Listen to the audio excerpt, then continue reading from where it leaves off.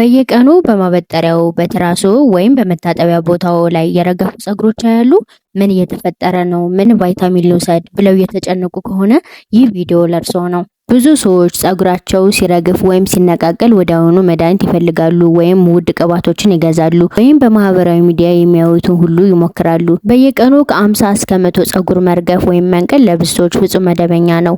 አዎ፣ ፀጉር እንደ ቅጠል የራሱ የእድገት ዑደት አለው። አሮጌው ይረግፋል፣ በምትኩ አዲስ ፀጉር ይበቅላል። ነገር ግን መርገፍ ከተለመደው በላይ ከሆነ ፀጉሩ እየቀጠነ ከሄደ ወይም ባዶ ቦታዎች መታየት ከጀመሩ ይህ ሰውነቱ የሚሰጠው ጠቃሚ ምልክት ሊሆን ይችላል። ዛሬ በሳይንስ የተደገፉ 7 ዋና ምክንያቶችን እንመለከታለን። አብራችሁን ቆዩ። አንደኛ፣ የተፈጥሮ የፀጉር ዑደት። ፀጉር ብዙ ደረጃዎች አሉት። በመጀመሪያ ይበቅላል፣ ከዛ ያድጋል፣ ከዛ ያርፋል ወይም ይሞታል፣ ከዛ ይረግፋል።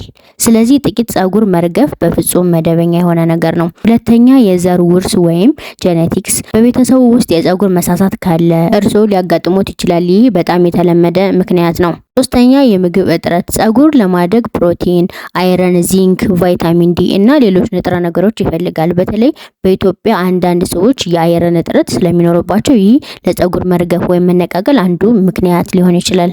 አራተኛ፣ ጭንቀት። ከፍተኛ ጭንቀት ወይም ከባድ ህመም ካጋጠሙት ከ2 እስከ 3 ወር በኋላ ፀጉር መርገፍ ወይም መነቃቀል ሊጨምር ይችላል። አምስተኛ፣ የሆርሞን ለውጦች። ከወሊድ በኋላ በታይሮይድ ህመም ወይም ችግር ወይም በሌሎች የሆርሞናል ለውጦች ምክንያት ፀጉር ሊረግፍ ወይም ሊነቃቀል ይችላል። ስድስተኛ፣ የፀጉር አያያዝ። ፀጉርን በጣም ጠንከር አድርጎ ማሰር፣ ተደጋጋሚ ኬሚካሎችን መጠቀም እና ከፍተኛ ሙቀት ያላቸው መሳሪያዎችን መጠቀም ፀጉርን ሊጎዳ ይችላል። ከዛም በተጨማሪ ሊነቃቅልና ሊያረግፍ ይችላል። ስድስተኛ፣ የጤና ችግሮች። የደም ማነስ፣ የታይሮይድ ችግር፣ አንዳንድ የጭንቅላትና የቆዳ በሽታዎች ወይም አንዳንድ መድኃኒቶች እንደ ካንሰር ያሉ መድኃኒቶች የፀጉር መርገፍና መነቃቀል ሊያስከትሉ ይችላሉ። ስለዚህ ይሄን ካየን መቼ ሐኪም ማማከር አለብን?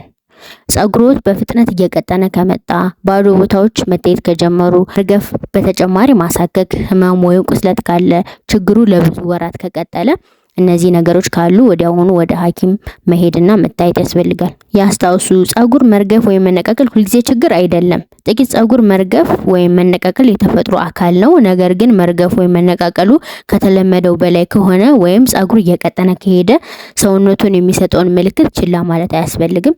ምክንያቱም ማወቅ የተሳካ የህክምና የመጀመሪያው እርምጃ ስለሆነ።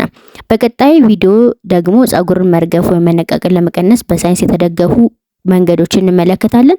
ይሄ ቪዲዮ ከተመቻችሁ ላይክ፣ እንዲሁም ከጎን ያለችን የደወል ምልክት እንዲሁም ሀሳብ አስተያየቶቻችሁን ኮሜንት ላይ አስቀምጡልኝ።